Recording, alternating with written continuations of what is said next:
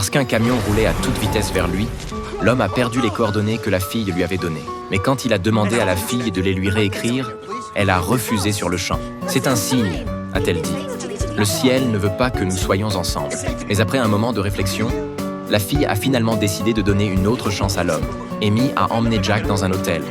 Ils sont entrés dans des ascenseurs face à face. Si les deux sortent au même étage, cela prouverait que c'est la volonté du ciel. Juste avant que les portes ne se ferment, la fille a jeté un gant et lui a dit qu'elle s'appelait Amy. Alors que les ascenseurs se fermaient doucement, ils ont tous les deux appuyé sur le 23e étage, comme par télépathie. Mais le destin en a décidé autrement.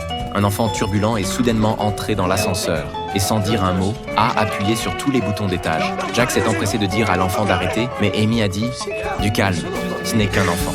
Amy, qui est arrivée en premier, est sortie de l'ascenseur pleine d'espoir. Elle a regardé autour d'elle, mais n'a pas vu Jack. Un sentiment d'inexprimable déception l'a envahie.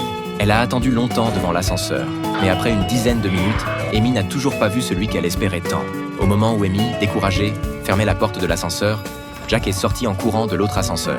Ne voulant pas manquer sa chance, Jack s'est précipité hors de l'hôtel. Heureusement, Amy n'était pas loin. Mais pour elle, ces rendez-vous manqués signifiaient que leur amour ne devait pas continuer. Alors, face à une nouvelle déclaration de Jack, Amy a de nouveau choisi de refuser. Mais Jack ne voulait toujours pas abandonner.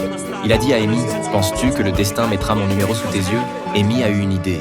Elle a demandé à Jack d'écrire son nom et son numéro sur un billet, puis elle a couru jusqu'à une épicerie pour acheter une boîte de bonbons avec ce billet. « Si nous sommes destinés l'un à l'autre, le billet me reviendra », a-t-elle dit. À ce moment-là, elle contactera immédiatement Jack.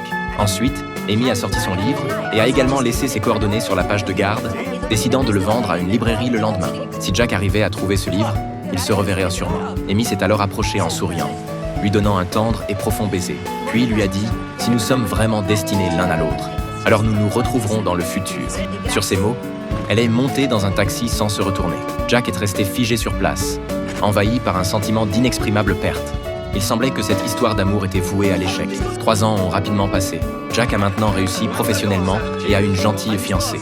Mais à chaque fois qu'il passe devant un stand de livres, Jack ne peut s'empêcher de s'arrêter pour feuilleter ce livre, espérant y trouver une trace laissée par Amy. Mais chaque fois, il est déçu. Au moment où Jack est sur le point de perdre espoir, il tombe par hasard sur le sac cadeau qu'Amy lui avait offert. À l'intérieur se trouve le gant noir. Mais caché dans le gant, il y a un mot. C'est la facture qu'Amy avait payée en achetant les gants, avec clairement imprimé dessus son numéro de carte de crédit. À cet instant, Jack comprend soudain. S'il ne peut pas passer le reste de sa vie avec la fille dont il est tombé amoureux au premier regard, il le regrettera jusqu'à sa mort.